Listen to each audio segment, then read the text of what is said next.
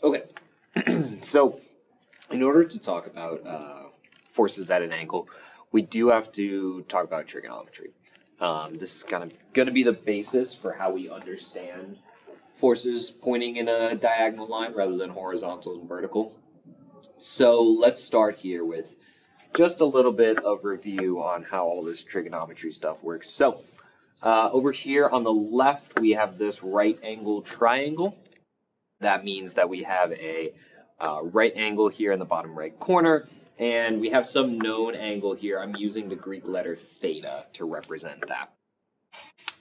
So, given all that, this side of the triangle, we call this side the hypotenuse. If we know the angle theta, then this side of the triangle, we would call it the adjacent side of the triangle.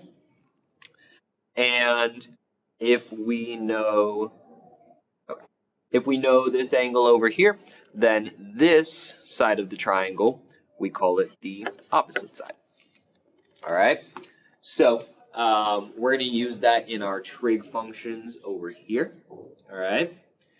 We have three trig functions. We have sine theta, cosine theta, and tangent theta. Those all represent ratios of the sides of the triangle. So sine of theta produces a ratio that is equal to the opposite side of the triangle divided by the hypotenuse of the triangle. Cosine represents the ratio of the adjacent side of the triangle over the hypotenuse of the triangle. And finally, you have tangent, which represents the opposite side over the adjacent side. Okay, so this is helpful and all, but why are we talking about it right now? What does it have to do with forces? Well, take a look at this force here. I have this force on a diagonal. It is at some angle that is known. Now, what we know about forces here is that all angled forces can actually be just separated into a vertical and horizontal component. Okay? So here's the horizontal component. Part of this force F is pointing to the right, and this blue dotted line represents that part of the force that is pointing to the right. Part of this force is pointing up. That blue dotted line represents that part of the force that points up. Now, you may notice, oh, check this out. We have a right angle triangle here, right? So if I know this angle theta, then I can start solving for the value of these components, okay? So just to get some names written down. So this component, I'll usually use a capital F subscript X to represent the horizontal component. I'll also call it the X component. We also have the Y component. F, hang on, I want that to be blue. There we go. F subscript Y represents the Y component, or the vertical component.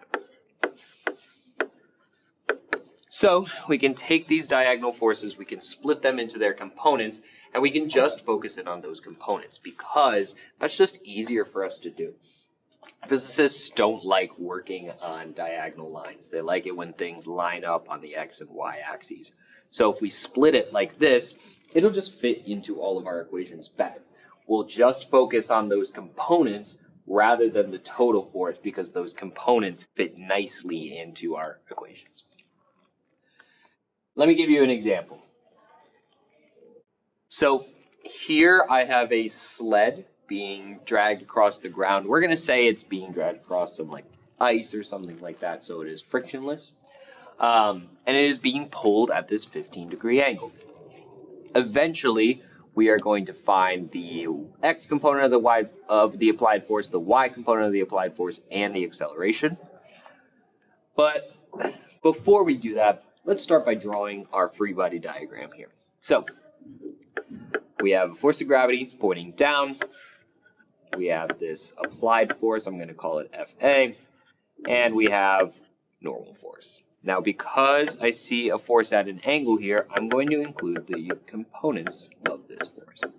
Call it FAX and FAY. Okay, So now that things are starting to get complicated in terms of how many forces are on these free body diagrams and the components and stuff, I like to use these T-charts that I have drawn over here on the right to help just organize my thoughts. So in this column, I'm going to put all the forces pointing in the horizontal direction. In this column, I'm going to put all the forces pointing in the vertical. So horizontal forces, well, that would just be the X component of the applied force. I don't see any other forces pointing in the horizontal direction. And then I have all the forces pointing in the Y direction, so that is FAY, FN, and FG. I'm going to make FG negative here, just to remind myself that it is pointing down. One important thing to note while we're here, at this point, normal force does not equal force of gravity, right? Because if they were equal, then my object wouldn't be in vertical equilibrium. And this sled is just being dragged across the ground. It's not accelerating upward. It's in vertical equilibrium. So what's actually going on, so it's not that normal force and force of gravity are equal to each other. It's that combined, the normal force and the Y component of the applied force will be equal to force of gravity. Essentially, the Y component of applied force and normal force are working together to cancel out force of gravity. Okay, cool. So I think that's the setup we need. We are now going to solve for the X and Y components and then get the acceleration of this sled. So let's do that. So here we have the X and Y components over here starting on the left. To solve for the X component, I'm going to use the cosine equation because that is adjacent over hypotenuse. So I will plug in what I know from the problem here. So the adjacent side is the X component of the applied force, and the hypotenuse is the total amount of applied force. And then we'll just plug in our numbers from there, right? Theta is 15, the total applied force is 40, like given in the problem. So I'm just going to multiply 40 times cosine of 15, and I will get 38.63 newtons. I do pretty much the same thing for Fy, the Y component of the applied force, but here I'm using sine because that gets me opposite over hypotenuse. Pretty much do all the same stuff. I end up with 40 times sine of 15, and that equals 10.35 newtons. Up next, we have the acceleration of the object. So I'm going to use net force equals ma to solve for the acceleration. In this case, I know the object is not accelerating vertically, so I'm just going to focus on the horizontal forces, okay? The net force in the vertical direction is 0, but not in the horizontal. So in the horizontal direction, what forces do we have? Well, we only have the X component of the applied force, just like we said back on our T chart. So luckily I know that value, so I'm going to plug it in, and I know the mass, so I solve for acceleration. I get 12.88 meters per second squared. Okay, let's make it a little more complicated now. Now I'm going to add friction.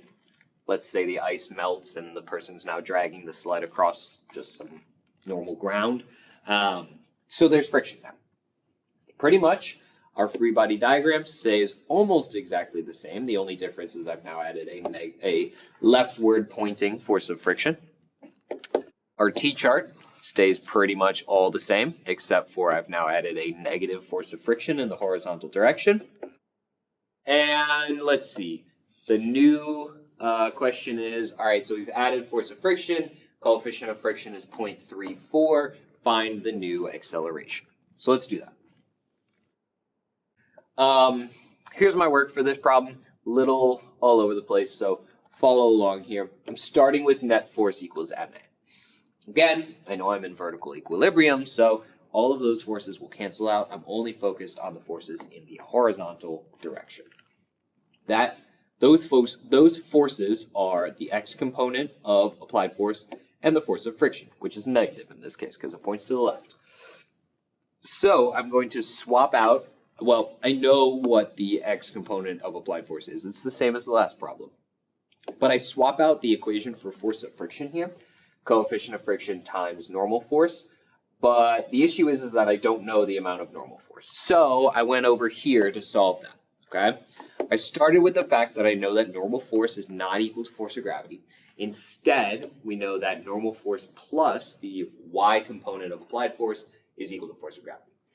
So I subtracted the y component from both sides and found that normal force is equal to force of gravity minus the y component. I swapped out force of gravity with the force of gravity equation, which is mass times acceleration due to gravity, 9.8. So I plug in my numbers because I know the applied force in the y direction already. Solve, I get a normal force of 19.05. Then I take that and I plug it into here for the normal force. And now I know all my numbers pretty much, right? Applied force is the same, or the x component of applied force is the same. I know the coefficient, I know the normal force, I know the mass. I solve, I plug it in my calculator, I get an answer of 10.72 meters per second squared. Okay, and now we're going to complicate things one more time. I have a block here on a ramp. My eventual goal is to find the acceleration of this block. Let's start with a free body diagram. Free body diagram for this block will have force of gravity pointing down. It'll have friction up the ramp because the block will be moving down the ramp, and normal force. Now, at a first glance, I see two forces at an angle here, right? We have a normal force and a force of friction. I would need to find both components for both of those forces. That sounds like a lot of work. That sounds like too much work, right? That kind of sounds like a nightmare. So here's what we're going to do. We're going to make our lives easier by adjusting our perspective, okay? What if instead of looking at our problem like this, what if we just took our heads and tilted them 20 degrees to the right? Essentially, what you would be doing is pretend like you're just like a little person standing on the ramp with the box. Well, in this case, we have a new x and y axis, right? If we are standing on the ramp with the box, that means this is our x-axis and this is our y-axis. And that's actually going to make my life a lot easier, right? Because you can see my force of friction is now horizontal, perfectly horizontal, right? It's on the x-axis, and normal force is on the y-axis. So I only have one angled force now. That makes my life a lot easier. So let me redraw these. I call these the adjusted axes. Okay, so here I'm going to redraw the free body diagram as if I were the little person standing on the ramp. So I have a normal force pointing up, I have a force of friction pointing to the left, and a force of gravity at an angle. Okay, so one very important thing to include when we adjust our axes like this top angle between the vertical axis and the force of gravity, that angle is now the angle of the ramp itself. Okay, so it's the top angle that is the angle of the ramp for our force of gravity. Okay, speaking of force of gravity, it is a force at an angle, so I now have two components. I have FGY and FGX. And I'm just about ready to solve. Yeah, actually, I am totally ready to solve. I have the numbers I need. I'm eventually going to want to find the acceleration of this block, but first, I'm going to solve for a bunch of other things. I am going to find FGX first. I'm going to find FGY. I'm going to find the normal force acting on this block. I'm going to find the force of friction acting on this block. And then finally, I'm going to find the acceleration. I need to solve for all of these things in order to solve for the acceleration. So that's kind of my laundry list of things I got to do. So let's get started with that. First up, First up, we have FGX and FGY. So FGX, I'm solving for using sine of theta because it is opposite over hypotenuse. So our opposite would be FGX and our hypotenuse is FG. So theta is 20 because that was given in the problem. That was the angle of our ramp.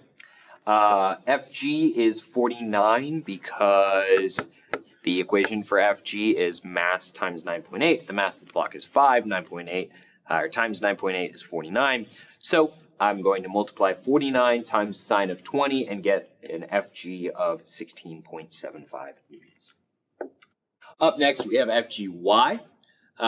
Here I'm using cosine of theta instead of sine. So cosine of theta would be FGY over FG. Pretty much the same exact thing as the last time, right? So FGY ends up being 46.04 newtons. Okay, cool. Up next, we have our normal force. Now, our normal force, I don't have to do any math to solve. If we look back at our free body diagram over here with the adjusted axes on the right, I know my object is not moving up or down. From the perspective of the guy standing on the ramp, right, the adjusted axis, that object, that block, is not moving up or down. Therefore, it's in vertical equilibrium. Therefore, the normal force is equal to the FGY, the y component of force of gravity. It's not moving up or down, so the vertical forces have to be balanced. So that's how I came up with my answer here, that Fn is equal to the same thing as FGY, 46.04. Ooh, got my units on that. Newtons. Okay. Up next, we have force of friction over here on the right. We have an equation for force of friction, coefficient of friction times normal force. Well, coefficient of friction was told to me as 0.2. I know the normal force from over there on the left.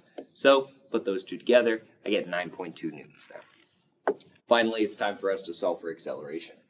To solve for acceleration, I'm pretty much always going to use net force equals ma.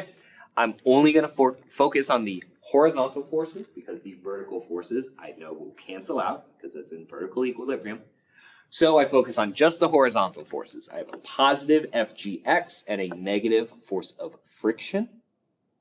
And I know those two numbers, right? I solved for them previously, so I'm just going to plug those in. FGX is 16.75, force of friction is 9.2, mass is 5. Put it in my calculator, solve for A. I get 1.51 meters per second squared. So there you go. That's the basics on dealing with forces at an angle when we're talking about it from a physical standpoint. Hope this helps. See you later.